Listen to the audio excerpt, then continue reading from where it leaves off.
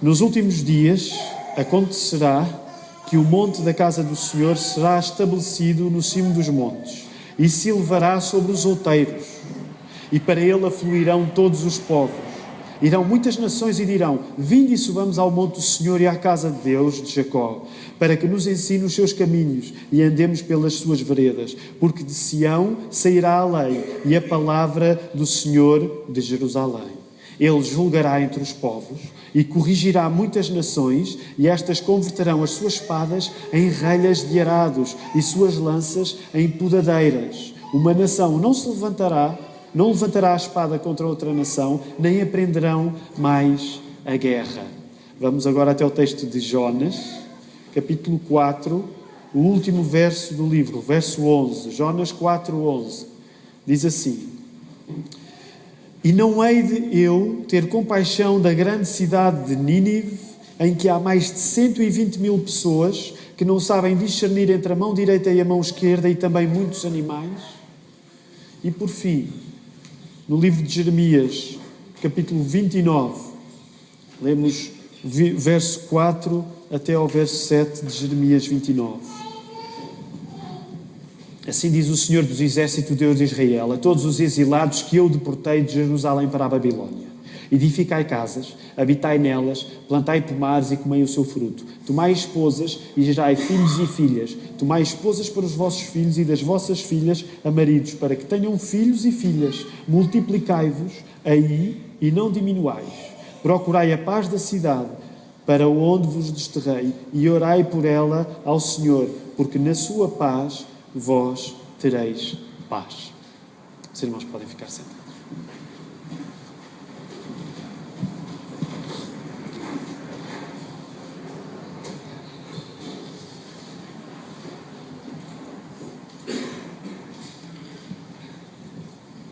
Desde que setembro começou, que o nosso assunto tem sido: a palavra está na praça. E para enfatizarmos a praça, temos falado na relação que nós somos chamados por Deus a ter, não só uns com os outros aqui na igreja, essa sem dúvida é anterior, mas posteriormente, depois da relação que nós somos chamados a ter uns com os outros dentro da igreja, nós somos também chamados a ter uma relação com as pessoas que não estão na igreja. A igreja é também chamada a servir a cidade onde se encontra. Por causa disso, nós temos falado, a palavra está na praça. Estamos numa série de mensagens onde falamos muito acerca da relação que nós temos com os nossos lugares. Seja a nossa casa, seja o nosso emprego, seja o nosso círculo de amizades, seja a maneira como vamos a sítios culturais, como passeamos, como fazemos viagens. Estamos a falar muito, desde que setembro começou, na relação que nós temos com os lugares. E por causa disso, tivemos de começar na Bíblia no primeiro lugar que existe, que era o lugar, o jardim do Éden, onde Adão e Eva foram criados. Porquê é que começámos por falar nos lugares? Porque nos apercebemos que um cristão, quando olha para o primeiro lugar da Bíblia, percebe-se que não foi aquele lugar, o Éden, que se tornou errado para Adão e Eva, mas foi aquilo que aconteceu dentro de Adão e Eva que os tornou errados para o lugar. A partir daí, uma das coisas que deve estar connosco, quando nós pensamos na relação que temos com os lugares onde estamos, é lembrar sempre, antes de pensarmos no mal feito pelos outros, ou antes de pensarmos no mal que os lugares onde nós estamos têm, nós temos de nos lembrar no mal que começa dentro de nós. Porquê? Porque é o mal que existe dentro de nós que fez com que nós tivéssemos de sair de um lugar perfeito como o Éden. Quando eu digo nós não estivemos lá, mas digo nós no sentido em que Adão e Eva lá estiveram, e ao serem expulsos do paraíso, é uma coisa que lhes aconteceu a eles e que de alguma maneira nos acontece a nós. Depois falámos como a nossa tendência natural é procurarmos nos lugares onde estamos ter uma relação de paraíso. Todos nós andamos à procura de lugares melhores.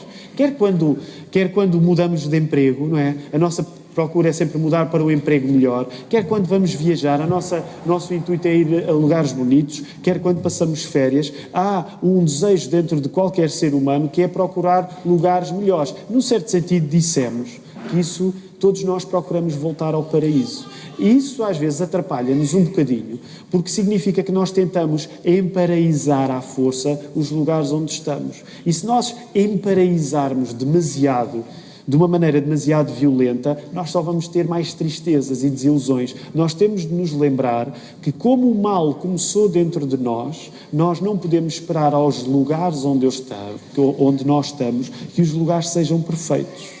E a semana passada falámos sobre como as cidades nascem na Bíblia. Apercebemos que o primeiro urbanista, quem foi? Quem é que foi o primeiro construtor de uma cidade? Foi Caim. E apercebemos como Caim, para depois Gênesis, começámos em Gênesis 4, avançámos um bocadinho para Gênesis 11, com a Torre de Babel, e apercebemos que na Bíblia, no livro do Gênesis em particular, a cidade vai de mal a pior.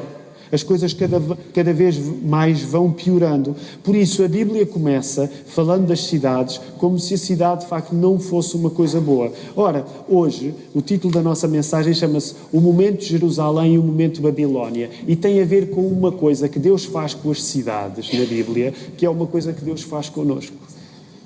Deus pega em nós e faz de nós pessoas novas. Não é muito diferente daquilo que Ele vai fazer com as cidades. E por isso gostava de vos chamar de novo para os textos. Podemos ficar nos textos que nós lemos, Isaías, e gostaria de começar também por aí.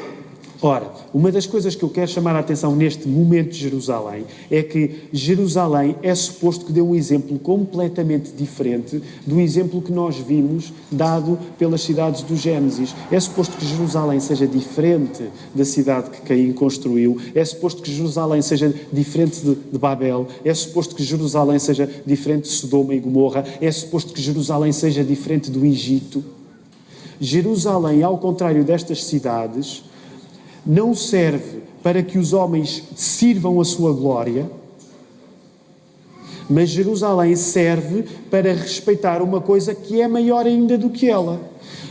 Esta cidade de Jerusalém traz um novo modelo para as cidades, que é: as cidades devem ser sítios onde há coisas maiores do que elas próprias. E nesse sentido, o que é que isto quer dizer? Quer dizer que Jerusalém, como um lugar da criação, tem de servir o homem na medida em que acima do homem possa servir o próprio Deus. Jerusalém torna-se o modelo de uma reciclagem espiritual da cidade. A importância que Jerusalém vai ganhando no Velho Testamento significa que Deus, lenta mas eficazmente, começa a dar a volta ao marcador num jogo em que quem estava a jogar em casa era o diabo. Reparem, se como nós vimos, a cidade na Bíblia começa por ser um lugar onde quem era mau poderia continuar a ser mau. Falámos em Caim e depois num descendente de Caim, Lameque, tinha 2 mulheres e diz, é uma espécie de gangster rap, não é? Logo no início da Bíblia, a cidade era o sítio em que quem era ruim podia continuar a ser ruim. Ora, o que Jerusalém agora está a fazer é o contrário. A cidade já não tem de ser um sítio onde quem é mau chega lá e diz, aqui estou em casa. A cidade, através de Jerusalém, começa a ser um sítio onde a bondade deve ser uma marca e onde é reposto o equilíbrio entre... Sempre que eu disser equilíbrio entre, os irmãos vão dizer as 3 coisas a seguir, porque temos falado muito nelas. O equilíbrio entre Criador, criaturas e criação. Jerusalém está a dar um exemplo completamente diferente. Reparem, o que isto significa, eu sei que estas vezes as coisas às vezes passam-nos despercebido, mas o que isto significa é que da mesma maneira como Deus faz com a nossa vida, nós que éramos seus inimigos antes dele vir até à nossa vida, ele faz o mesmo com a cidade. A cidade que era uma espécie de território de Satanás, Satanás podia ser vai dizer e dizia, as cidades crescem e eu sou o rei do que lá acontece. E significa que através de Jerusalém Deus está a dizer a Satanás, não, tu não és o rei das cidades, porque uma cidade pode ser um sítio onde é respeitado o meu lugar como Criador, o das criaturas e o de toda a criação. Logo, a importância da cidade, quando nós falamos acerca da cidade, a importância da cidade não é autocriada. O que é que eu quero dizer com isto? Uma cidade não é boa por ser cidade. A qualidade de uma cidade é uma qualidade que é delegada por Deus, não lhe é intrínseca.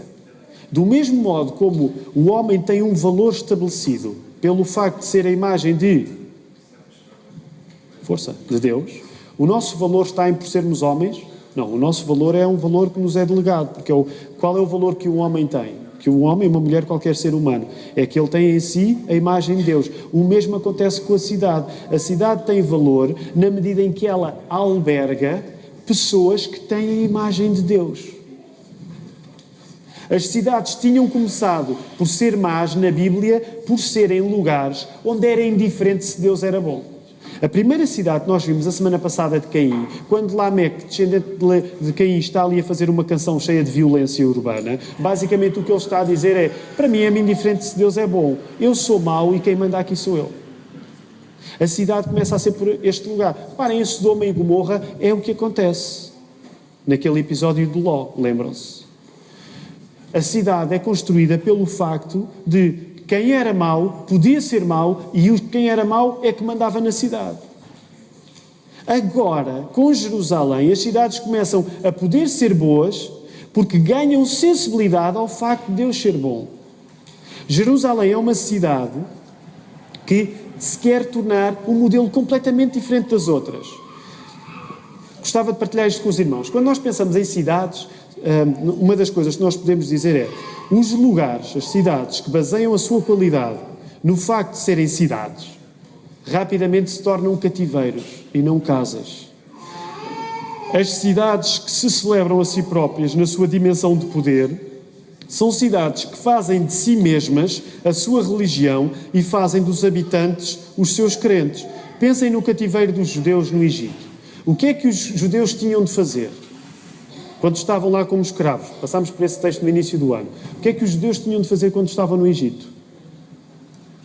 Eles estavam a fazer o quê? Eles estavam a ser agricultores? Eles estavam a fazer, em detalhe, estavam a ter de fazer tijolos para construir o Egito.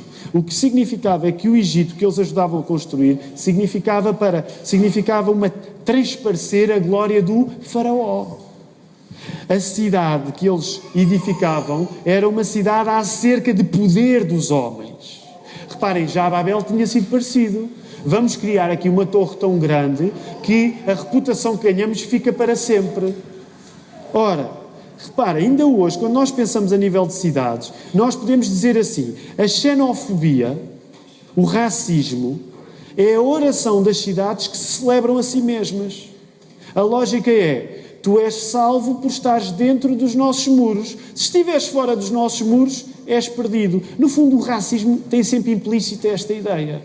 Se tu estiveres dentro dos muros da cidade, tu fazes parte da experiência de ser salvo. Se tu chegares de fora, tu estás fora da salvação.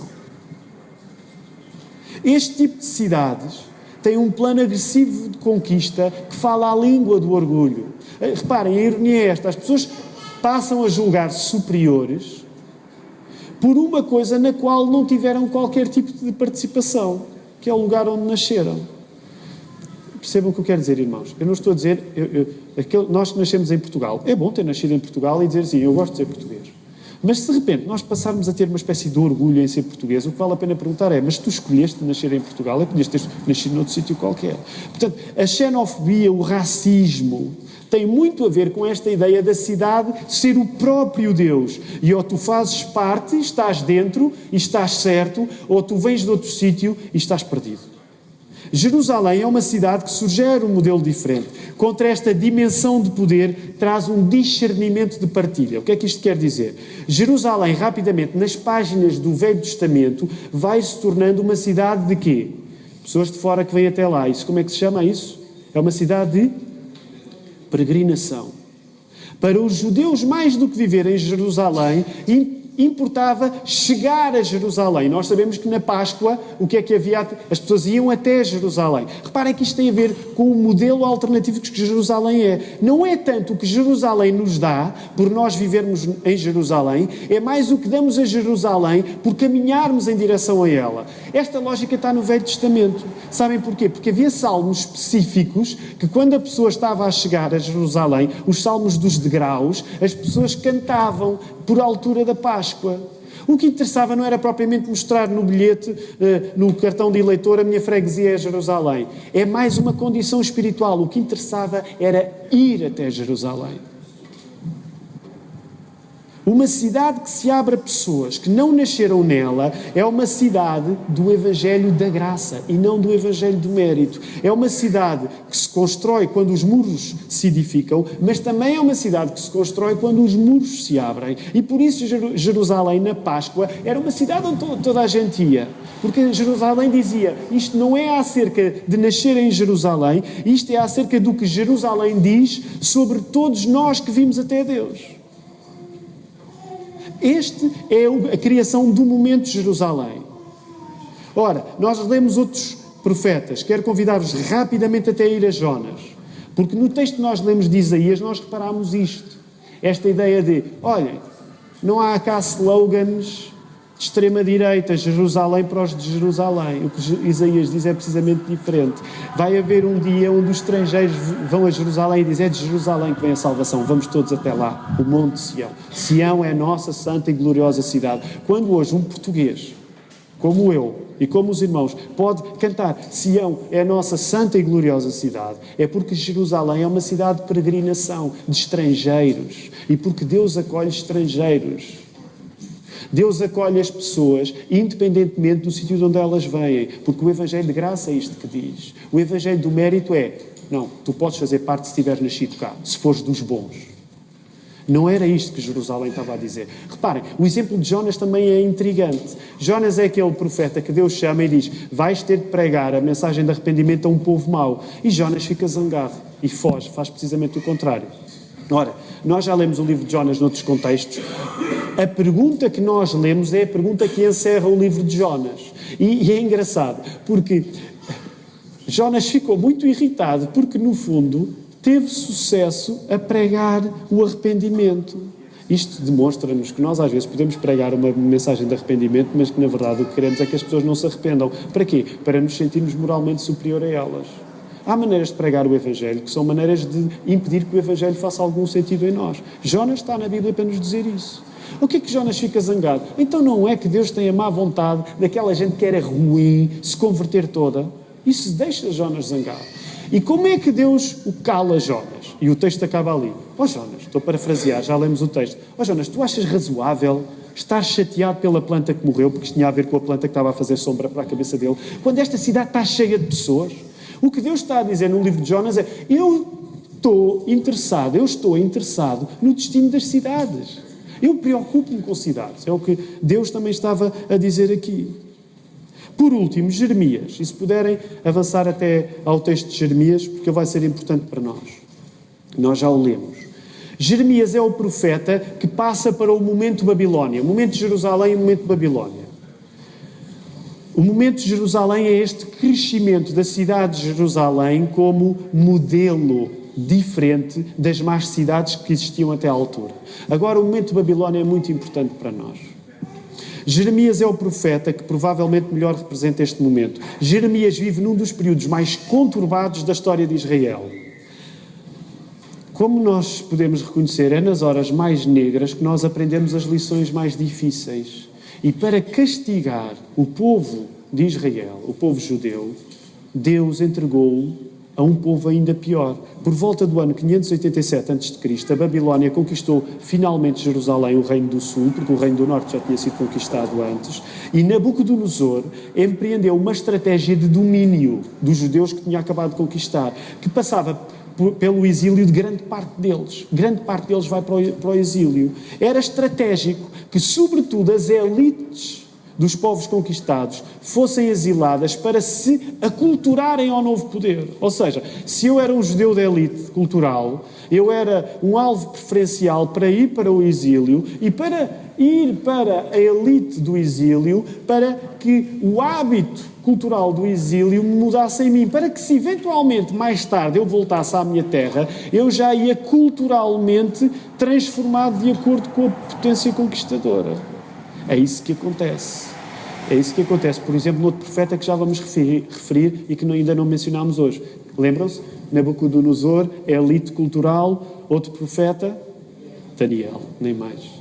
Ora, antes de irmos a Daniel, Jeremias é o homem escolhido para pregar a mensagem de Deus ao seu povo num dos piores dias que alguma vez haviam vivido. E a mensagem de Deus era tudo menos risonha. Jeremias anunciava que, apesar de a libertação ainda estar longe, era responsabilidade dos judeus crescerem em número. Foi isso que acabámos de ler. Manter a identidade da comunidade judaica lá no exílio e, estranhamente, vejam bem o que é que Deus está a pedir, envolverem-se na vida da grande cidade da Babilónia. Ou seja, em vez de Jeremias chegar com uma mensagem que adoçasse o ouvido das pessoas com menos exílio para nós, os falsos profetas que Jeremias teve de enfrentar, era esta a mensagem boa. E uma mensagem, é como nas campanhas, às vezes, eleitorais, não é? Escolher ter uma mensagem melhor para conquistar as pessoas. Então, os falsos profetas, que havia falsos profetas, quando os judeus estavam exilados na Babilónia, eles diziam, menos exílio para nós.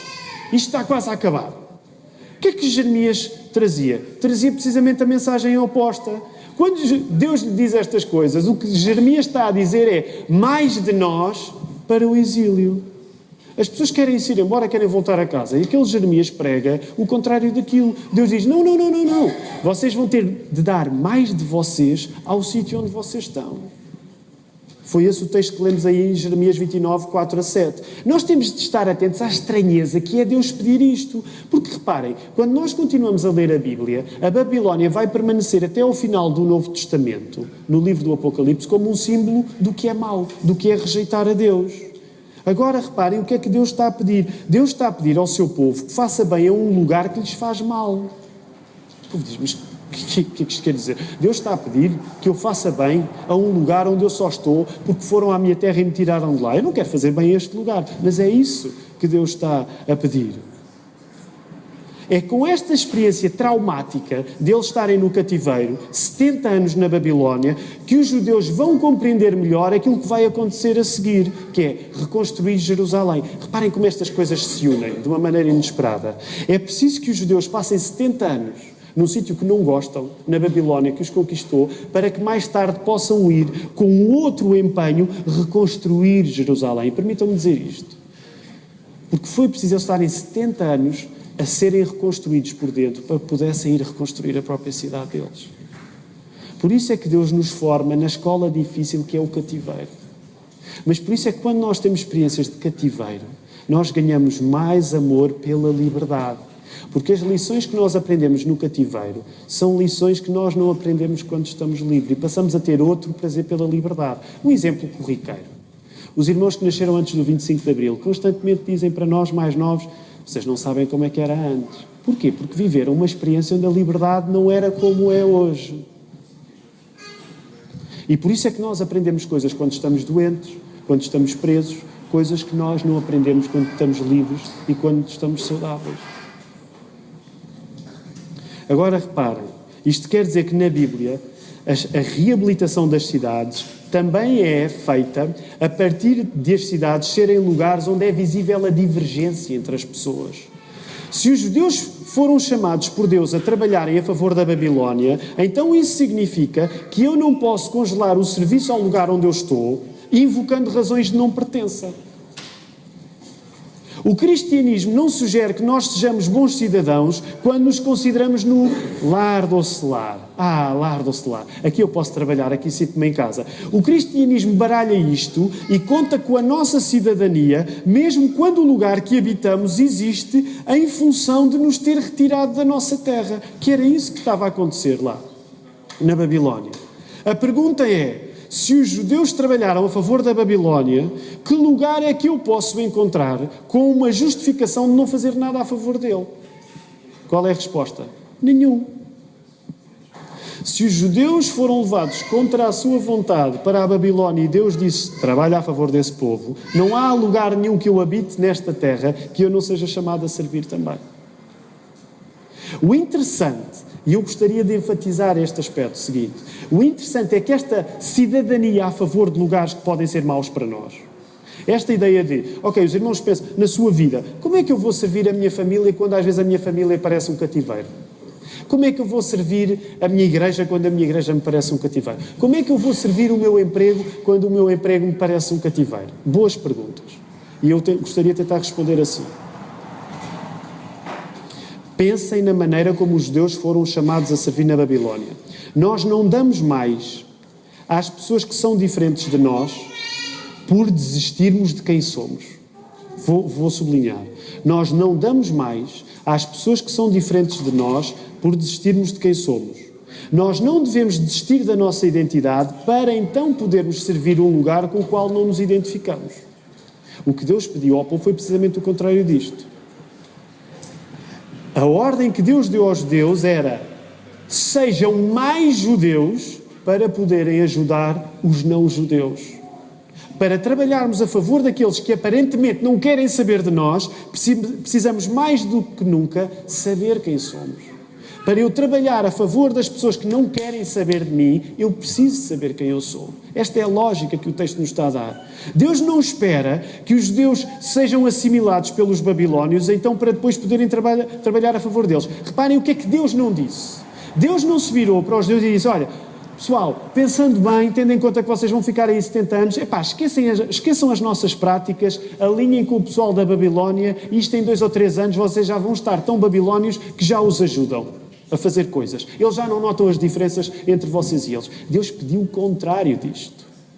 Vocês multipliquem-se. Reparem que, bem, se hoje multiplicar é difícil, é sinal, bem, isto dava outro assunto, mas é sinal que de facto nós vivemos num cativeiro e que se não for Deus a mandar-nos ter filhos, nós não vamos ter, porque multiplicar-nos no cativeiro é uma coisa antinatura. A ideia é que se eu sofro, pensem lá, queridos irmãos, quando eu sofro o que é que eu penso? Pai, estou a sofrer. E eu vou dar um filho a esta situação. Agora reparem, Deus está a pedir uma coisa absurda. Olha, vocês estão a sofrer e sabem o que é que vocês têm a fazer? Ter muitos filhos.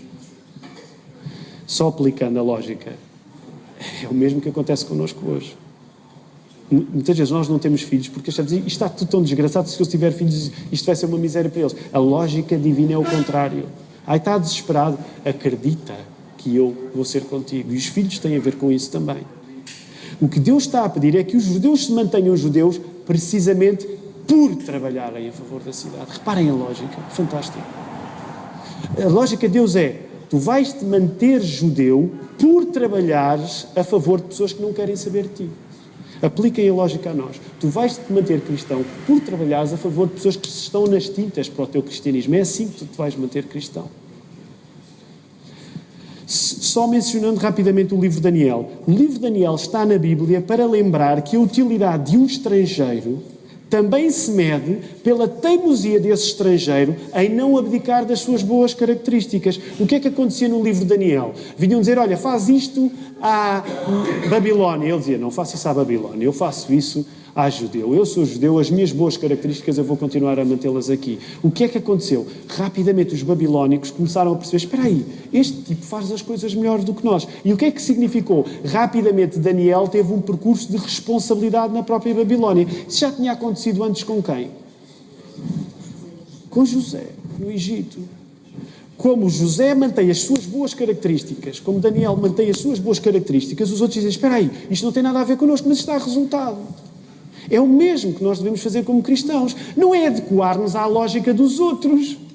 É dizer: eu acredito na minha lógica. Eu estou pronto a sofrer pela lógica cristã. E as pessoas vão ver resultados e dizer: espera aí, isto funciona. Portanto, o que isto significa é que a cidade que acolhe não diz: chegaste aqui, tábua rasa da tua cultura, esquece a tua cultura, a partir de agora a tua cultura morreu. A boa cidade, a cidade que acolhe, é uma cidade onde as características que vêm de fora e que são boas são para manter. Naturalmente, se há umas que são erradas, a cidade tem de dizer: essa característica não entra aqui. Um exemplo: a mutilação genital feminina. É óbvio que os portugueses têm de dizer: meus amigos, isto aqui não acontece. Vocês têm essa prática, isso não acontece aqui. Isso é uma violência. Agora, todas as outras características que as pessoas que trazem esta prática, que tenham as boas, têm liberdade para poderem exercer a vossa liberdade religiosa. É este o modelo de cidades que Jerusalém está a trazer em contraposição às outras cidades que eram más. O melhor elogio que se presta à cidade é convidar pessoas de fora a juntarem-se a ela, permanecendo nas boas qualidades que elas já têm. Quero terminar falando e convidando os irmãos a ir para aquele texto onde nós temos andado sempre, Apocalipse 22. Temos sempre terminado com Apocalipse 22. Ora, porquê é que temos terminado com o Apocalipse 22? Porque queremos enfatizar esta medida, este ciclo completo que se faz desde o Gênesis até ao Apocalipse, acerca dos lugares que nós habitamos e acerca do lugar que nós vamos habitar.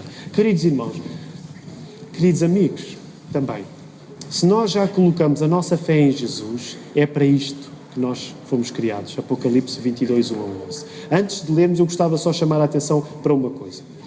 A Bíblia começa com um jardim. Curiosamente, termina com um jardim, mas é um jardim um bocado diferente. Porquê? Porque o jardim de Apocalipse 22, comparado com o jardim de Gênesis 1, é um jardim urbanizado. O jardim que nós temos, que descreve o sítio para onde nós vamos morar, os novos céus e a nova terra, não é um jardim igual ao jardim do Éden. É um jardim com arquitetura. É um jardim urbanizado. Isto significa o quê? Reparem, à medida que a reputação da cidade na Bíblia vai melhorando, o auge da cidade é ela terminar ajardinada. Já viram coisa interessante? No início o jardim era bom, a cidade era má. À medida que a Bíblia vai andando, quando nós chegamos aos novos céus e a nova terra, a maneira como é descrita é uma cidade, mas ajardinada. Quer dizer que a cidade se reciclou e terminou cidade, mas também sendo um jardim. Eu gostava só de partilhar rapidamente algumas coisas acerca do jardim. Nós hoje damos pouca importância aos jardins. Eu tropecei num texto de uma professora da Universidade de Lisboa, Adriana Veríssimo Serrão, e ela falava acerca de que os jardins, se nós olharmos para a história dos jardins, vemos a história da humanidade. O jardim na Antiguidade era um lugar que era suposto unir o céu e a terra. Na Antiguidade era assim que as pessoas pensavam. O jardim é aquele sítio onde eu vou para me sentir um bocado mais próximo daquilo que o céu é.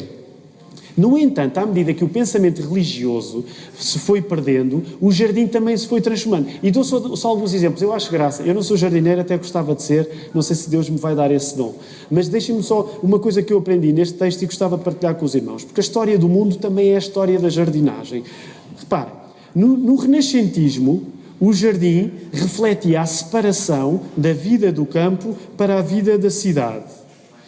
Depois, começa a ser aquele lugar protegido, onde está na cidade, mas apesar de tudo está um pouco recuado. Isto no Renascimento. Portanto, não entra lá quem quiser. Depois vem o Barroco, a seguir, a época do Barroco, em que fora da cidade velha, fora da cidade, moravam de morar. Construíam um muro à volta, sobretudo para que as pessoas da alta sociedade pudessem gozar desse jardim. E nós pensamos em alguns jardins, não pensamos? Não pensamos? Por exemplo, em Portugal. Bem, pensamos. Eu vivia lá muito perto, é natural que pensasse nele. Já foram ao Palácio de Queluz? O Palácio de Queluz tem um jardim que precisamente consagrava este princípio, que era um decalque de um jardim ainda maior e muito mais faustoso, que é o Jardim de Versalhes. O Barroco traz esta ideia de o jardim é aquele sítio onde nós vamos, mas não vai qualquer pessoa. E por isso é que nós, nos filmes de época, geralmente temos os nobres nos seus jardins. Não estão lá os camponeses ficavam fora do jardim. Ora, depois o que é que acontece? Mais tarde vem uma disputa entre ingleses e franceses a ver quem é que faz o melhor jardim. E nessa altura, um bocadinho mais tarde, a ideia é, nós temos de fazer jardins que eles sejam jardins tão bonitos que mereçam ser retratados, que eles mereçam ser pintados. E começa a ser absolutamente vulgar a competição entre ingleses e franceses para esses jardins que geralmente davam motivos às pinturas. As paisagens bucólicas, por exemplo, que ainda hoje nos chegam. Se nós formos ali ao museu de... Lá embaixo é o das janelas verdes, exatamente. Provavelmente podemos reparar esse progresso. Para terminar este exemplo dos jardins, finalmente chegamos aos jardins das cidades industrializadas, tristes, gradeados, assim uns canteirozinhos, uns parques infantis, mas é uma coisa que, como a própria cultura foi perdendo uma ligação com a religião, o jardim de hoje também deixou em grande parte de ter esta importância. Atenção, eu não estou a dizer que os jardins continuam a ser construídos. Agora, reparem, o que aconteceu foi, se antigamente o jardim significava a minha ligação com o alto, à medida que ele se foi horizontalizando, foi sendo transformado. Por isso mesmo, o jardim último, presente na Nova Jerusalém, consagra uma recuperação total do nosso relacionamento com o Criador, com as criaturas e com a criação. Toda a complexidade que existe pelo facto de eu me relacionar com Deus, toda a complexidade que existe com o facto de eu me relacionar com as criaturas e comigo próprio, toda a complexidade que existe com o facto de eu me relacionar com a criação, está no jardim urbanizado ou na cidade ajardinada de Apocalipse 22. Eu quero terminar aqui dizendo isto, é importante que os irmãos percebam isto. O cristianismo não defende um céu onde nós voltamos às origens. E essa é uma ideia bastante pagã. Nós não defendemos a ideia, eu vou para o céu, vou estar num lindo jardim, porque lá é tudo mais simples e é mais primitivo. Sabem que a palavra pagão, que os cristãos usavam para descrever as pessoas que não são cristãs, sabem o que é que pagão quer dizer na prática? É uma palavra um bocado desagradável. Desagradável no sentido em que não é bonita. O pagão quer dizer provinciano, quer dizer campónio. E nós pensamos, os cristãos andavam a chamar provincianos às pessoas, que desagradável. O que é que queria dizer? O cristianismo criticava a ideia, que era típica das religiões da altura, que o que o homem tinha a fazer era regressar a um estado mais primitivo. Estado esse que era mais bem vivido no campo. Por isso é que o cristianismo se começa a espalhar nas cidades, porque o cristianismo diz, as pessoas não são melhores se estiverem no campo. O problema não está nos lugares, o problema está no coração. Por isso é que rapidamente o cristianismo se torna uma fé das cidades. Atenção! Graças a Deus, há muitos cristãos que vivem no campo, mas os cristãos rejeitavam uma ideia que era da moda na altura, que era nós estarmos mais perto de Deus, é estarmos mais perto da natureza. E os cristãos diziam, a natureza é importante, mas nós não somos melhores só pelo facto de estarmos mais perto da natureza. E é aqui que eu quero terminar. O que nós vemos em Apocalipse 22 não é uma metafísica abrutalhada. Muitas vezes, se perguntarem aos irmãos, o quê? Tu acreditas que vais para o céu? O que é que vais ficar a fazer no céu? Acreditas que vais voltar a uma espécie de Éden? E as pessoas fazem pouco como se isso fosse uma crença simplista. E deixem-me dizer, infelizmente, às vezes nós damos margem para as pessoas acharem disso. Nós não defendemos que vamos para o céu porque tudo é mais simples e há florzinhas e há paisagens bonitas. O que Apocalipse 22 está a dizer, e vamos terminar com a leitura deste texto, é que tudo aquilo que é complexo na relação que nós temos com o Criador, com as criaturas e com a criação, vai ter espaço para se desenvolver no céu. Por isso é que os novos céus e a nova terra não é uma simplificação abrutalhada da nossa vida depois da morte. Antes, pelo contrário. É uma cidade ajardinada onde nós vamos ter espaço para tudo aquilo que também é, felizmente, complexo e que Deus criou.